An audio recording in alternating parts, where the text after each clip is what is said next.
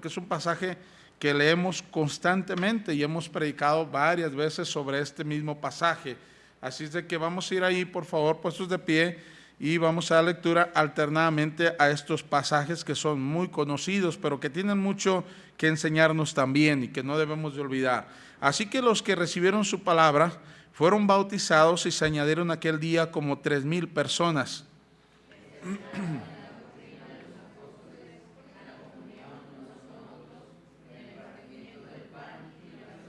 Y sobrevino temor a toda persona, y muchas maravillas y señales eran hechas por los apóstoles.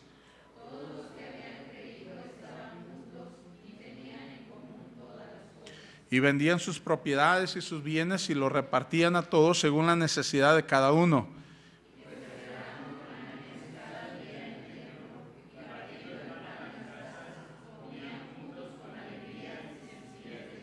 Juntos, alabando a Dios y teniendo favor con todo el pueblo, y el Señor añadía los que habían de ser salvos. Muy bien.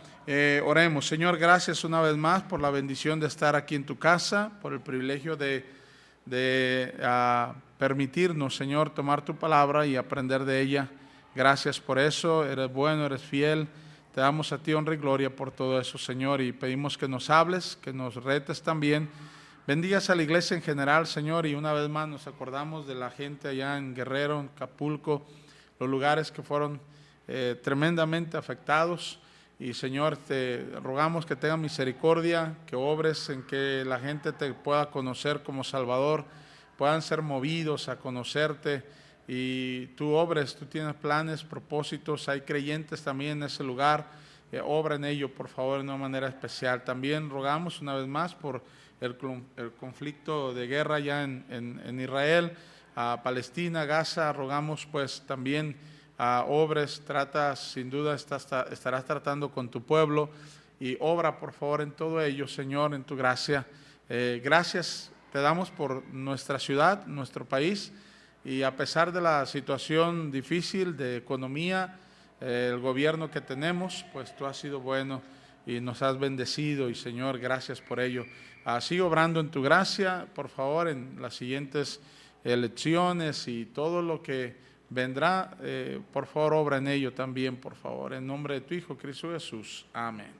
Tome asiento, hermano, gracias. Un pasaje aquí que tenemos, hermano, donde la Escritura nos da testimonio de cómo era la vida de aquellos primeros cristianos. Dice la Escritura que los que, está en el 41, dice, así que los que recibieron su palabra fueron bautizados y se añadieron aquel día como 3,000 personas.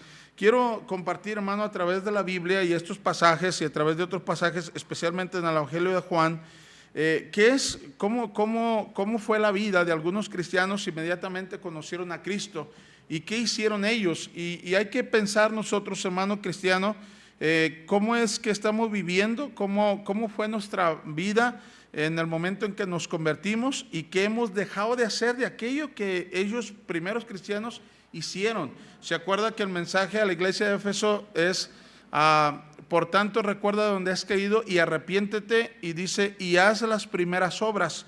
Hemos dicho, hermano, que los cristianos fácilmente olvidamos las primeras obras por ser las primeras obras. ¿Cuáles son las primeras obras en la vida de un cristiano? Lo hemos dicho un montón de veces, se nos enseña que hay que orar, se nos enseña a orar, hay que leer la Biblia, hay que asistir a la iglesia, principalmente 3 cosas que de ahí parten todo lo demás, pero son las cosas más importantes: orar, leer tu Biblia y asistir a la iglesia. Son las primeras obras, lo primero que hacemos, y cuando recién nos convertimos lo estamos haciendo bien animados, bien fielmente, estamos emocionados leyendo la Biblia porque primera vez que la estamos leyendo, primera vez que estamos conociendo la palabra de Dios y estamos emocionados queriendo leerla lo más que podamos y tratar de terminarla toda lo más pronto posible. Oramos mucho a Dios y andamos en un modo, ¿verdad?, de espiritualidad muy diferente al que después tenemos, después de conocer a Cristo y pasar los años. Tristemente bajamos eso. Somos fieles a la iglesia al principio, echándole muchas ganas, ¿verdad? Asistiendo a cada culto, pagamos el precio, no importa dónde estemos, y todo eso hacemos, y son las primeras obras. Hay ejemplos en la Biblia, hermano, de qué es lo que hicieron los primeros cristianos, los cristianos cuando recién se convirtieron a Cristo. ¿Qué es lo que ellos hicieron cuando recién se convirtieron a Cristo? Y eso es bien importante que usted y yo consideremos y pensemos, si yo fui algo de eso, yo hice algo de eso, ¿y qué debo de estar haciendo hoy también? Porque no por pasar muchos años ya en el Evangelio, quiere decir que debemos de dejar de hacer aquello, sino al contrario, seguirlo haciendo y de una manera mucho mejor. Y vamos a ver, hermano, aquí lo primero que dice la Escritura: así que los que recibieron su palabra, o sea, quiere decir que fueron salvos. Dice, así que los que recibieron su palabra fueron, ¿qué? Dice, fueron bautizados, hermano. La primera cosa que un creyente debe de hacer es bautizarse, ¿verdad? Bautizarse. Y yo no sé si ya todos los que están aquí han sido bautizados. El domingo pasado hablábamos de convertirnos, de recibir a Cristo, y hacemos énfasis en tu seguridad de salvación. Pues bueno, la Biblia ahora dice que los que recibieron su palabra fueron bautizados, ¿verdad? Tenemos que bautizarnos, hermano, bíblicamente. No vale que usted se haya bautizado cuando era un niño, o que lo bautizaron cuando era niño, o no vale que usted haya sido bautizado en una iglesia donde la fórmula bautismal no era la correcta y lo bautizaron en el nombre de Jesucristo para perdón de los pecados. No, eso no vale.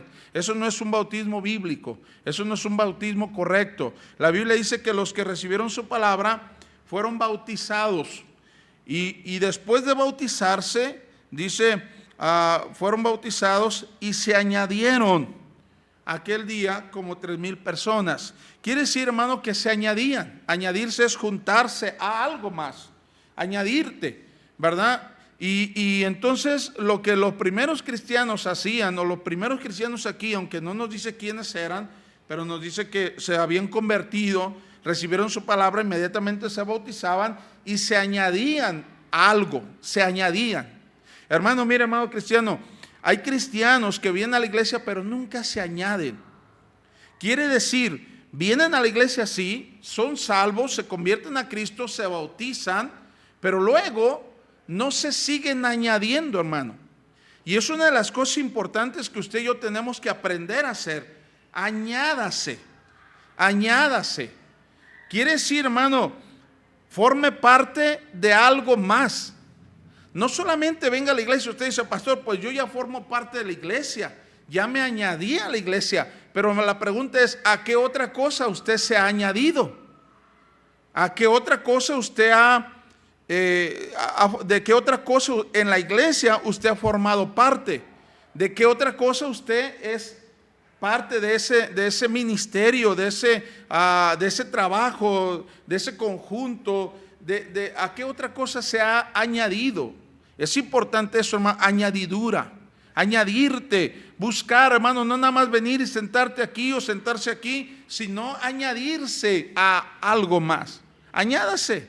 Hay un montón de cosas a las que se puede añadir. Pastor, yo prefiero estar así, mira, nada más voy a la iglesia, soy cristiano, soy fiel, ofrendo, ¿verdad?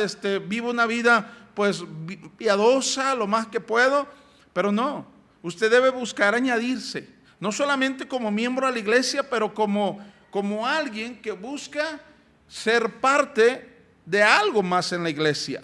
Añádase al coro, añádase a la orquesta, añádase a los maestros de la escuela dominical, añádase al club ANSA, añádase a algún ministerio más de la iglesia. Añádase, hermano, añádase, no esté ahí separado, no esté ahí, ¿verdad?, de espectador, ahí nada más viendo a ver cómo van las cosas. No, sea parte de. Añádase. Eso es lo que hacían los primeros cristianos. Fueron bautizados, después de bautizarse, lo normal es que te añadas. Te añadas a la iglesia, pero te añadas a un ministerio. Forme parte de un ministerio. Ahora, de verdad, hermano, gracias a Dios por esta iglesia y por los ministerios que esta iglesia tiene. Hermano, cada iglesia es bien diferente. Cada iglesia es bien diferente. Eso usted lo tiene que saber y usted debe de amar, respetar su iglesia, apreciar su iglesia. Pero no todas las iglesias podemos hacer lo mismo y no todas las iglesias tenemos las mismas capacidades. No todos tenemos el mismo énfasis en el ministerio. A mí me encanta la obra y el ministerio que hace el pastor Antonio Escobedo. Hermano, yo veo lo que ellos están haciendo y yo digo, tremendo, pero nosotros, mi iglesia no creo que tenga la capacidad de hacer eso. ¿Qué hace él, por ejemplo, hermano? Él tiene como un centro de rehabilitación bien raro en el aspecto de que la gente va ahí por su propia voluntad, se quedan y los interna ahí los tiene viviendo en la iglesia, prácticamente. Usted va, visita la iglesia cualquier día de la semana y los ve ahí, a los muchachos, un buen grupo de hombres, puros hombres ahí metidos, y los trae trabajando, trabajan como albañiles, trabajan en la obra misma, van a ganar almas, todos tienen que ganar almas, tienen que estar ahí en un devocional, y prácticamente es su ministerio principal. Y digo, qué bueno. Los cerratos acaban de ir y la mamá Mariana dio testimonio que llevó a uno de sus compañeros en el trabajo, fíjese, un inconverso completamente, y lo llevaron ayer. ¿Sí fue ayer? ¿Cuándo fue?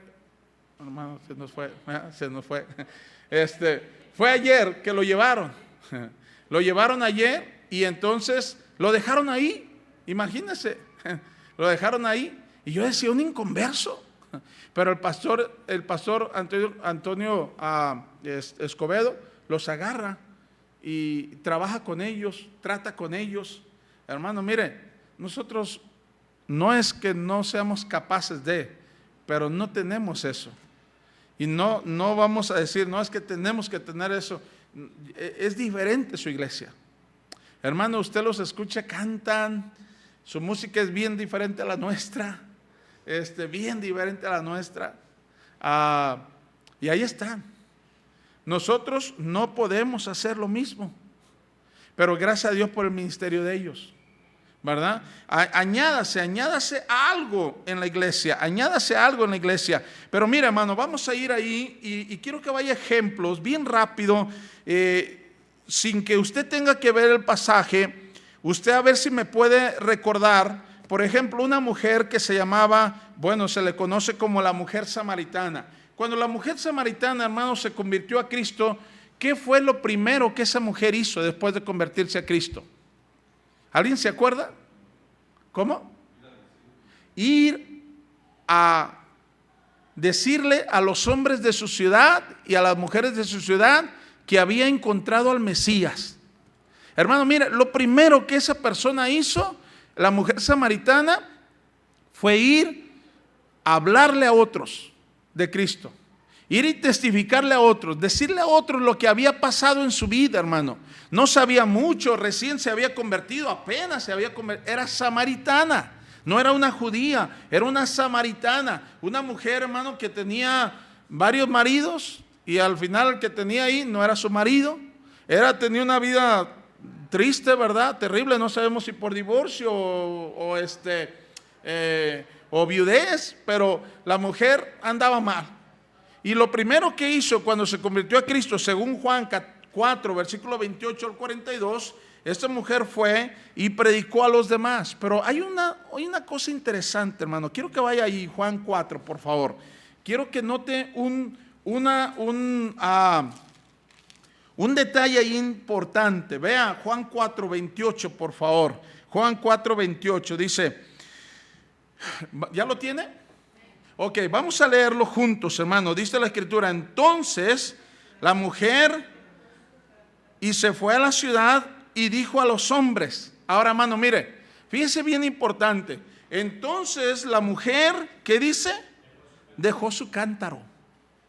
Mire, hermano, cuando yo estaba leyendo este pasaje, tomando atención a este versículo, yo pensé en este asunto. Mire, ¿cuántos cristianos todavía no quieren dejar su cántaro?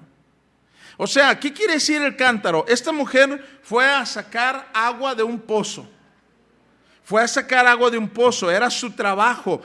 Tenía probablemente que llevar agua a su casa, tenía probablemente que llevar agua a su ganado, tenía que ir a hacer algo, un trabajo. Pero esta mujer, hermano, cuando se convierte y conoce a Cristo, la Biblia dice que dejó su cántaro. ¿Y sabe cuál es el problema de muchos cristianos hoy en día? Que no nos hemos atrevido a dejar el cántaro.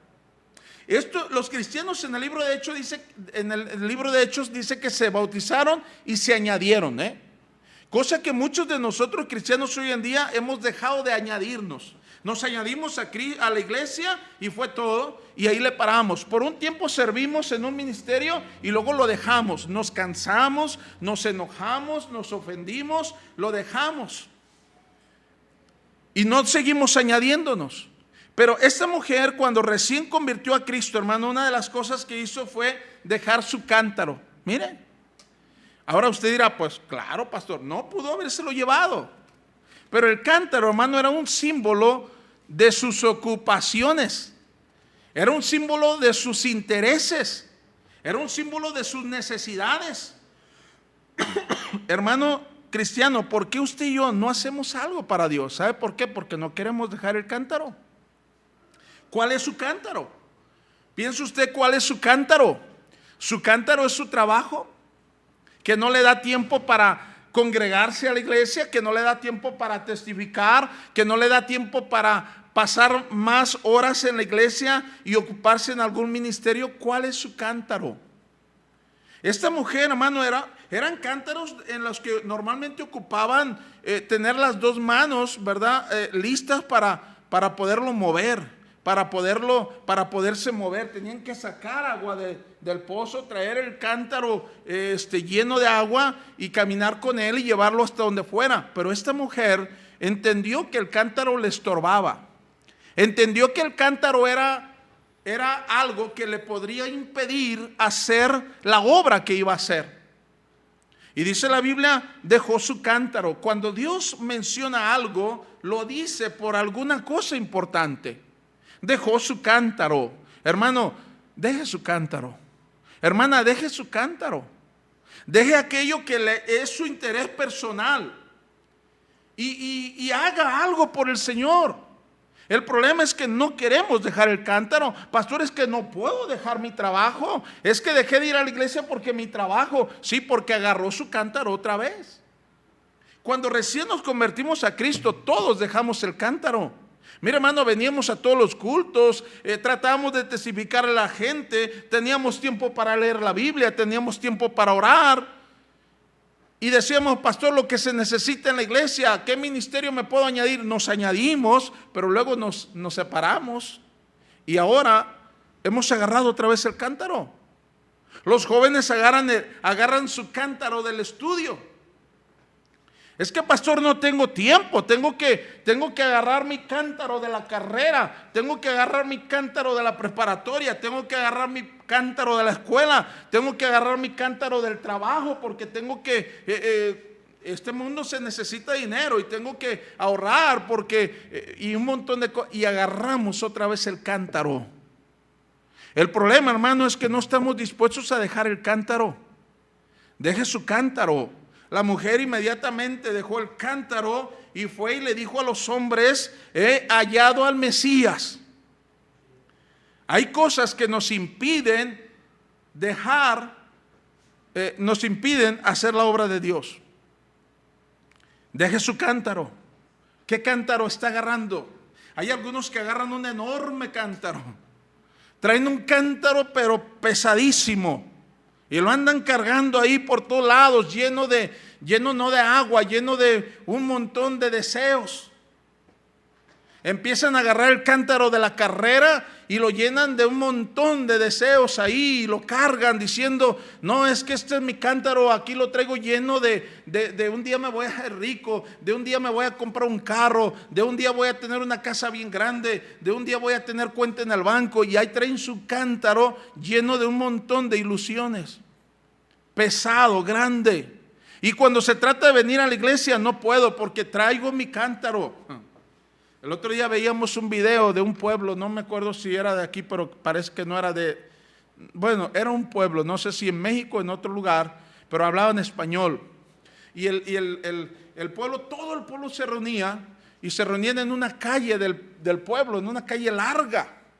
Y luego hacían un concurso donde las mujeres se ponían un cántaro pequeño aquí en la cabeza, lleno de agua, y sin agarrar el cántaro tenían que correr como 2 cuadras, ¿verdad?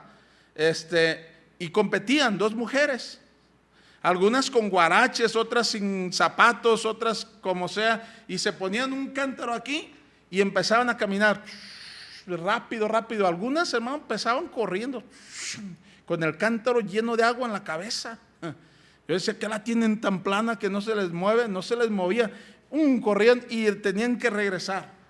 Y nada más el agua se veía, en algunos se veía poquito que caía el agua, y algunos al final parece que se les caía el cántaro, se rompía, era un cántaro literal, y se rompía y toda el agua perdían.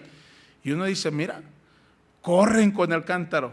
No, los cristianos hoy en día traemos el cántaro bien agarrado. No lo queremos soltar, hermano. Deje su cántaro, suelte su cántaro y dígale a otros, piense cuál es mi cántaro, de qué lo trae lleno, de qué piensa que tiene ahí el cántaro. Número 1, bautícese y añádase. Número 2, deje su cántaro y dígale a otros, sirva, busque servir a Dios, busque hacer algo para el Señor.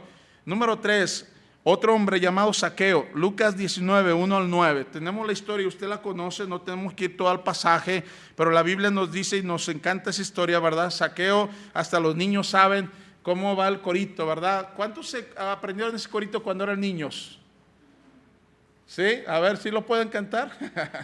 Ya les dio pena, ¿no? Zaqueo era ¿qué? ¿Cómo dicen? Un chaparrito así. Bueno, no sabemos si era realmente un chaparrito así. Siempre andamos diciendo que era un chaparrito así. Me acuerdo de un compañero del instituto diciendo que David era un pigmeo, porque cuando peleó con Goliat, Goliat era un gigante y entonces David era un pigmeo. Así dijo él. Y dijimos, ¿de dónde sacó que David era un pigmeo? David era un hombre alto, fuerte, pero en comparación a Goliat era ¿verdad? Era muy pequeño en comparación a Goliat, pero no era así. Bueno, Zaqueo era un hombre y suponemos que era chaparrito. Era chaparrito, suponemos que era chaparrito, pero la Biblia dice que era chaparrito. Ahí tienen esa duda, ¿verdad? ¿Por qué razón? ¿Sabe por qué tienen esa duda? Porque precisamente los que aprendimos ese corito o los que lo enseñamos. Zaqueo era un chaparrito así que vivía en Jericó. Dice que era pequeño de estatura. No usa la palabra chaparrito, era pequeño de estatura. Ahora, ¿qué tan pequeño de estatura?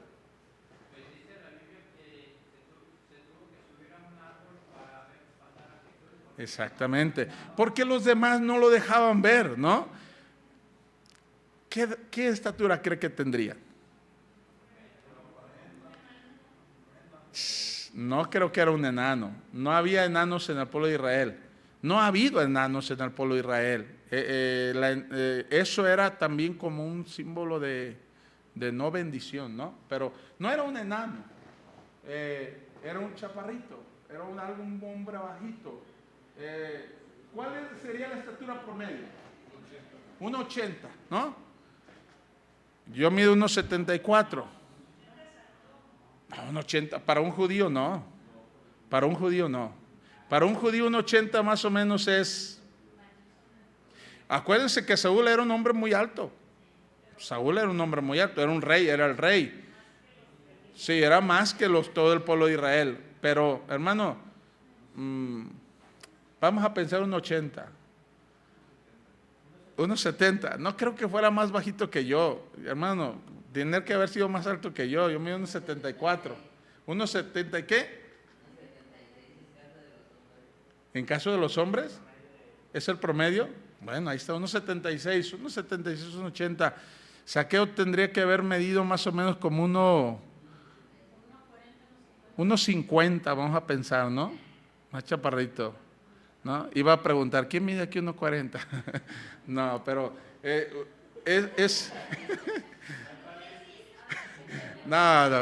no viene Cristian y luego salimos con esas cosas, ¿verdad? Pero bueno, no, uno era chaparrito, era un hombre bajito. Ahora, dice la Biblia, hermanos, que no podía ver. y se sube a un árbol sicómoro, ¿verdad? Se sube a un árbol para poderlo ver cuando él pasa. Pero lo interesante de Zaqueo no es que era un hombre chaparrito, no es que era un hombre bajito. Lo interesante de Zaqueo es que era ¿qué? ¿A qué se dedicaba? Era cobrador de impuestos. Era de los, déjeme decirle, era de los servidores de la nación. O sea que voy a ofender un montón aquí, ¿verdad? De la 4T, de los servidores de la nación. Bueno, era algo así parecido, ¿no? ¿Por qué le digo los servidores de la nación? Porque no todos hacen lo mismo. Pero hermano, de verdad, mire, conocemos a gente, no hay aquí en la iglesia, no hay, a ver a quién. No, que son servidores de la nación y roban un dineral. Hermano, se quedan con becas, se quedan con dinero que le iban a dar a los ancianitos, porque literalmente les dan el dinero en efectivo a ellos para que vayan y lo entreguen en algunas casas de gente ancianita, y se quedan con un montón de dinero. Y muchos de esos servidores de la nación tienen un montón de dinero, se compran carros nuevos, tienen un montón de dinero, pero es que no hay corrupción, ¿verdad? Eso no es corrupción, pues. Es que en la 4T no hay corrupción, ¿no? Pero bueno, Zaqueo era un servidor de la nación. Entonces, si alguien escucha eso, se me va a ofender para ya nunca. Sí, me van a estar esperando para golpearme por ahí. Bueno, pero era algo parecido. Quiere decir, era un cobrador de impuestos. Era alguien, hermano, que manejaba dinero por parte del gobierno y era corrupto. Era un hombre que se quedaba con el dinero, robaba a la gente, les cobraba más de lo que debería. Era un hombre que era un ladrón, en otras palabras. Eso era Zaqueo. Y cuando Zaqueo se convierte, hermano, que el Señor le dice: Zaqueo, bájate de ahí porque es necesario que yo pose en tu casa, ¿verdad? E inmediatamente Zaqueo se baja y va a su casa, reúne a sus familiares, reúne a sus amigos, y el Señor de alguna manera, ¿verdad? La Escritura nos dice que le predica, no nos dice cómo lo hizo, pero dice la Biblia, dijo el Señor Jesucristo: hoy la salvación ha llegado a esta casa. Pero ¿sabe cuál fue la razón o cuál fue por qué el Señor Jesucristo dijo: hoy la salvación ha llegado a esta casa? Porque ese hombre hizo algo que todo cristiano deberíamos de hacer a la hora de que nos hemos convertido. Vaya a ver, por favor, bien rápido a Lucas 19, y alguien sin antes leerlo, y ahorita aunque lo vamos a leer porque hay un detalle interesante, alguien dígame qué hizo aquel hombre. No, aparte de eso, acá lo dijeron, ¿cómo? Ok, mire, ese hombre hizo restitución. Restituir quiere decir, hermano,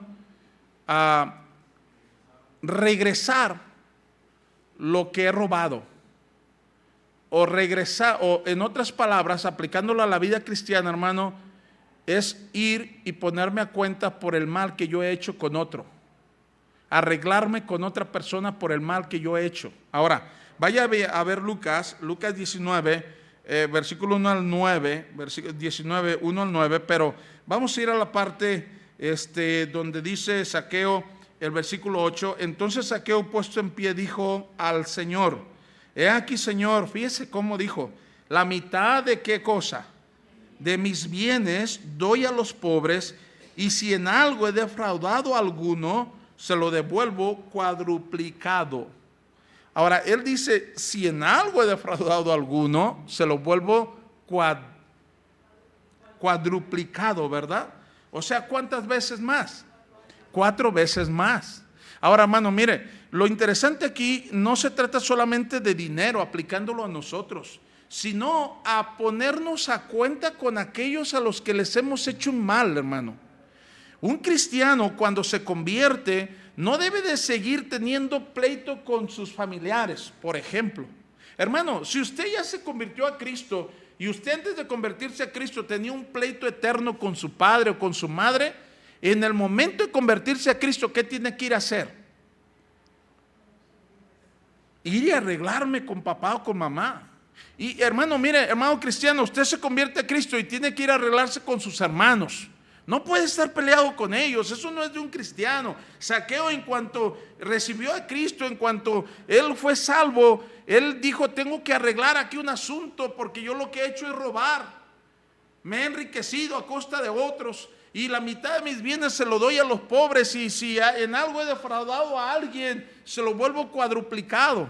Inmediatamente dijo, me voy a poner a cuenta con aquel que he hecho mal y voy a restituir aquel asunto. Y si me había peleado yo con Alam cuando era mundano, y ahora que me convertí a Cristo, tengo que venir y pedirle perdón a Alam y decirle a Alam, mira, te aprecio, vamos a arreglarnos y hacer las paces con él. Y si con papá, pues con papá voy. Y si con mamá, con quien pueda, con quien tenga problema, tengo que ir a arreglarlo. Eso es lo que Zaqueo estaba diciendo. Zaqueo era conocido, tenía una mala fama, pero él dijo, no, eso ya no puede ser así. Y el Señor Jesucristo dijo, hoy la salvación ha llegado, hoy ha venido la salvación a esta casa, por cuanto él es hijo de Abraham. Hermano, ¿qué hizo Zaqueo? Se puso a cuenta. Eso es una de las cosas que usted y yo tenemos que aprender a hacer, a ponernos a cuenta delante del Señor en relación con otros creyentes, con otras personas, con otros que a lo mejor no eran cristianos y a lo mejor me hicieron algo terrible, me dañaron. Pero ¿sabe usted qué terrible es, hermano, que entre cristianos haya pleitos bien feos? Y cristianos que no le hablan a sus familiares, y si no le hablan a sus familiares es porque los familiares no quieren hablarle a uno, pero que no sea porque yo tengo problema con un familiar.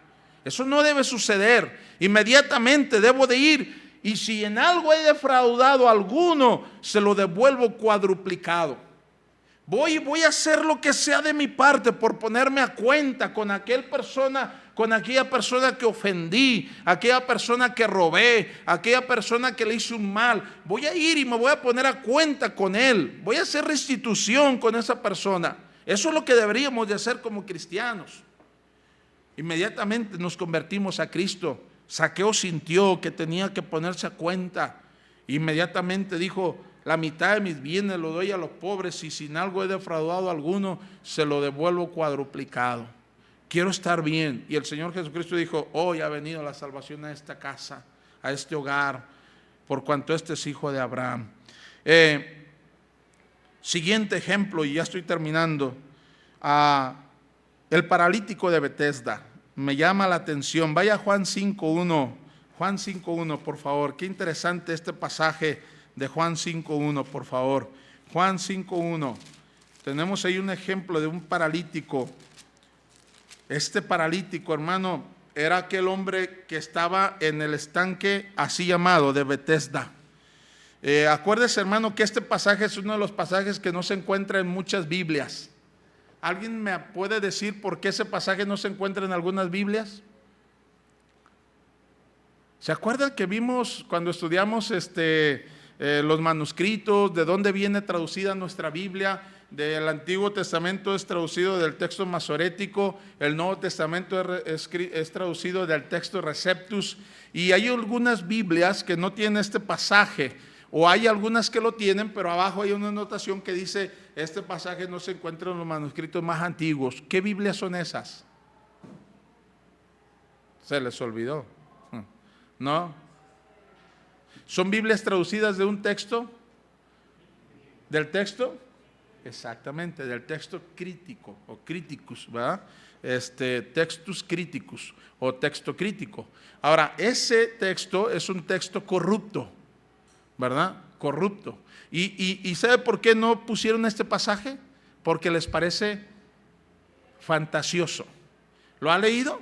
Si no, vamos a leerlo para que vea qué nos dice este pasaje. Y en algunas Biblias hoy en día modernas, traducidas del texto crítico, no está, porque les pareció muy fantasioso, fantástico, en el sentido de, no, puede ser que no sea verdad todo esto. Mira, después de estas cosas había una fiesta de los judíos y subió Jesús a Jerusalén.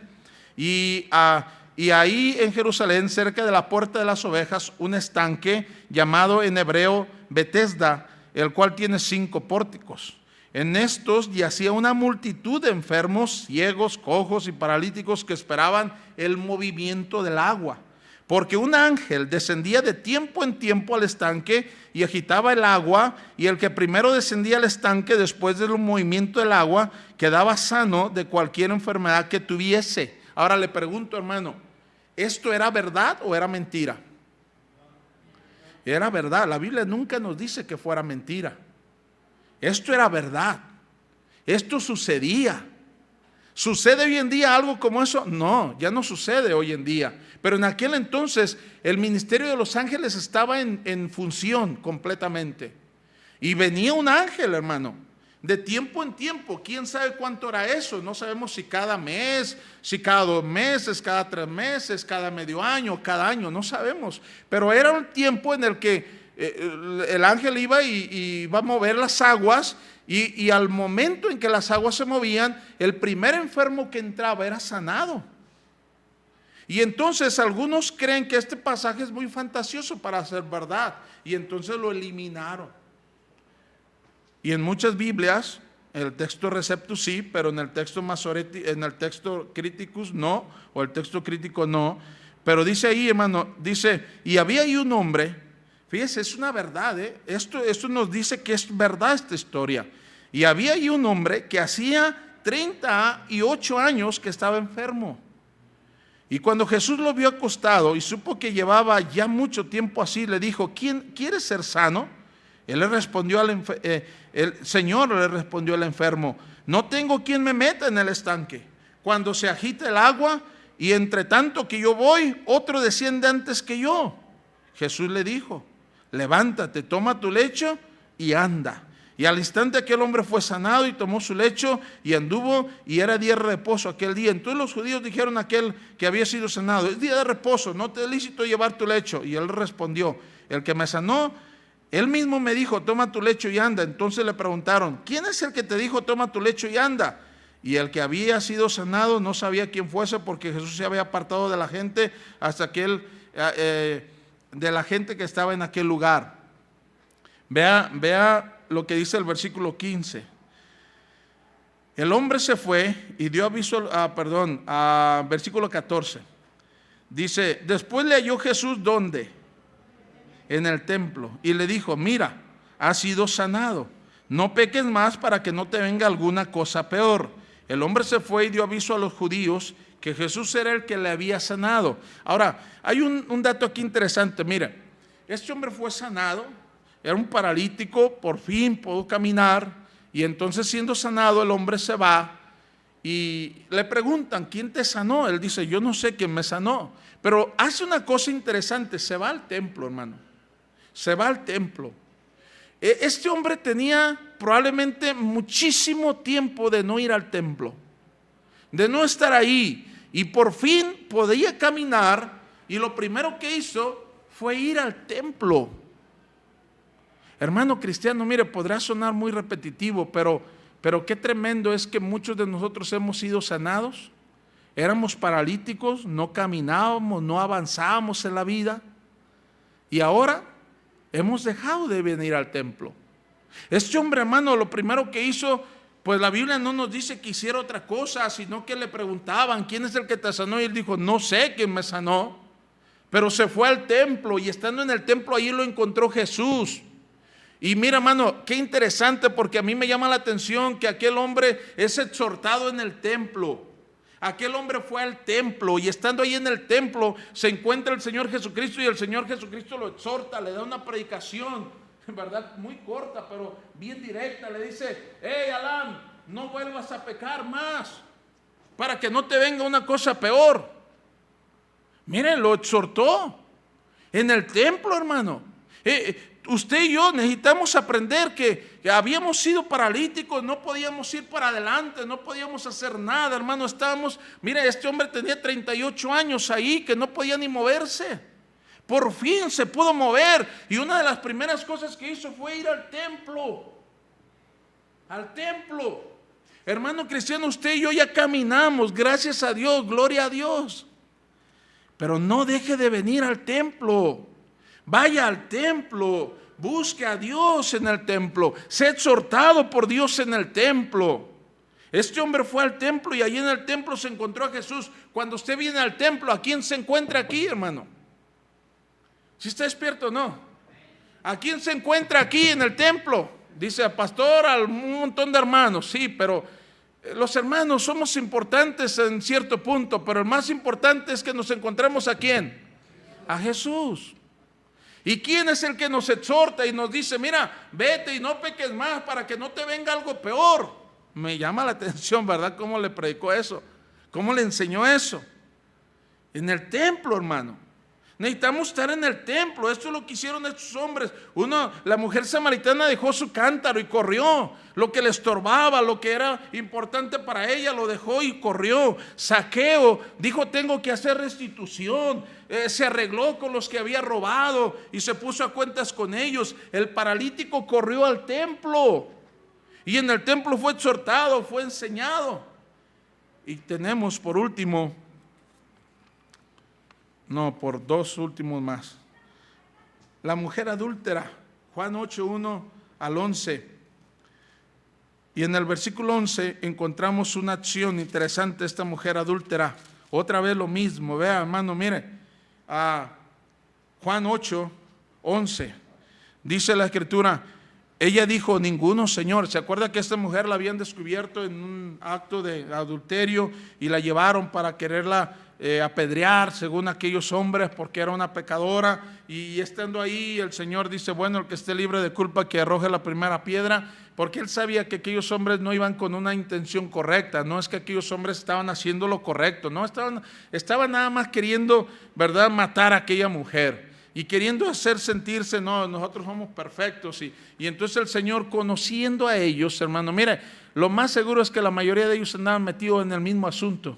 El problema es que a la mujer la habían encontrado y ellos eran los que ahora estaban juzgando. Y dice aquí, el que esté libre de culpa que arroje la primera piedra. Y ninguno la arroja, todos se van. La mujer se queda ahí y el Señor Jesucristo habla con ella y Él le dijo, enderezándose Jesús y no viendo a nadie sino a la mujer, le dijo, mujer, ¿dónde están los que te acusaban? ¿Ninguno te condenó? Y ella dijo, ninguno, Señor.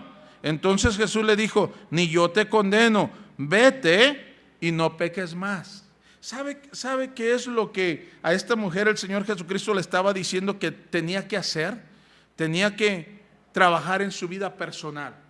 Zaqueo trabajó restituyendo a quienes había dañado, y esta mujer tenía que trabajar en su vida personal. En su vida personal, arréglate. Recién te conviertes a Cristo y las cosas que tienes que hacer es arreglarte tu vida personal. Vete y no peques más. Vete y ponte a cuenta con el Señor, no peques más. Eso es una de las cosas que necesitamos hacer. Y por último, ahora sí, en Juan 9, capítulo 35, tenemos el caso de un hombre ciego siendo encontrado con el Señor Jesucristo. Juan 9, 35, dice la Escritura, oyó Jesús que le habían expulsado, hablando del ciego que él había sanado, un ciego que había sanado, lo expulsaron de la sinagoga, y dice, oyó Jesús que le habían expulsado, y hallándole le dijo, ¿crees tú en el Hijo de Dios? Respondió él y dijo, ¿quién es, Señor, para que crea en él? Le dijo Jesús, pues lo has visto, y el que habla contigo, él es. Y él dijo, creo, Señor. ¿Y qué dice? Le adoró. Mira, hermano, yo no sé qué tanto usted, no solamente hablo de aquí en la iglesia, pero hablo de cuando usted está en casa. ¿Sabe que un cristiano debe de estar constantemente adorando a Dios? Un cristiano, hermano, debe de vivir adorando a Dios. Debemos de vivir adorando a Dios. Este hombre, hermano, recién se convierte a Cristo y siente una necesidad de adorar a Dios. Y un cristiano, hermano, que se ha convertido, una persona que se ha convertido, una de las cosas que debemos de hacer, aparte de todas las que vimos que ellos hicieron, es adorar a Dios. ¿Qué tanto usted adora a Dios allá en casa? ¿Qué tanto adora a Dios en su trabajo? ¿Qué tanto adora a Dios en su escuela? ¿Qué tanto adora a Dios? Y le adoró, dice la Escritura. El Señor Jesucristo lo encontró porque lo habían expulsado de la sinagoga. Este hombre era parte de la sinagoga, aparentemente tenía un cargo ahí, probablemente era un hombre que había sido un religioso, alguien importante en la sinagoga. Y cuando se convierte a Cristo y es sanado, dice que lo expulsan. Y cuando lo expulsan, el Señor Jesucristo lo encuentra y el hombre se convierte, y lo primero que este hombre hace es adorar a Dios. Adorar a Dios. Hermano, pareciera que todo esto es muy repetitivo en cuanto a lo que hemos escuchado constantemente, Pero es una verdad que a veces usted y yo, mire, ya cuántos años tenemos como cristianos y hemos dejado de hacer lo que todas estas personas hicieron cuando recién se convirtieron a Cristo. Se arreglaron, se pusieron a cuentas con otros, se pusieron a cuentas personalmente, vete y no peques más. Aquel hombre paralítico corrió al templo. Zaqueo dijo, voy a restituir el daño que he hecho a todos los demás, me voy a poner a cuenta con la demás gente. Y cada uno de ellos hizo su parte. La mujer samaritana dejó su cántaro. ¿Qué estamos haciendo nosotros? Ya somos viejos en el Evangelio, ya tenemos muchos años en el Evangelio, pero ¿qué todavía estamos haciendo de lo que hicieron aquellos o qué no estamos haciendo ya? Deberíamos de otra vez volver y pensar, a ver, yo no estoy haciendo ni como la mujer samaritana, porque yo me he agarrado el cántaro todavía más grande. No he estado haciendo, no estoy sirviendo, no estoy añadiéndome, no estoy involucrándome. No estoy haciendo lo que los primeros cristianos hicieron cuando recién se convirtieron. ¿Qué estoy haciendo yo? Puestos de pie, cabeza inclinada, ojos cerrados, pensemos, hermano, ¿qué debo de hacer yo? ¿Qué no he estado haciendo? Y no se quede así, hermano cristiano. No nos quedemos así. Hay que hacer lo que aquellos recién convertidos hicieron cuando recién conocieron al Señor, cuando recién tenían su primer amor, y hay que volver a hacer nosotros esas primeras obras. Amén. Oremos. Señor, gracias en esta tarde. Ayúdanos para pensar, meditar, que de todo aquello que aquellos hombres hicieron, aquellos que se convirtieron inmediatamente sintieron el deseo de vivir de una manera diferente y lo buscaron, lo hicieron. Los que se convirtieron en el libro de Hechos se bautizaron y se añadieron. Dice tu palabra que perseveraban en la doctrina, en la comunión unos y otros. En el templo comían juntos con alegría y sencillez de corazón, alabando a Dios, teniendo favor con todo el pueblo, y seguían añadiéndose más. La mujer samaritana tan pronto se convirtió, dejó su cántaro y corrió a anunciar. Zaqueo hizo restitución inmediatamente. Quería arreglarse con aquellos que había dañado, y ayúdanos para hacer lo mismo. Señor, aquella mujer adúltera fue exhortada a arreglar su vida personal, a trabajar en sus debilidades, en sus problemas personales. Y así cada persona, el ciego, el paralítico, corrió al templo para ser exhortado, encontrarse con Jesús ahí. Ayúdanos, Señor, a hacer nuestra parte, a vivir de tal manera que te honremos, que te sigamos dando a ti la honra y la gloria.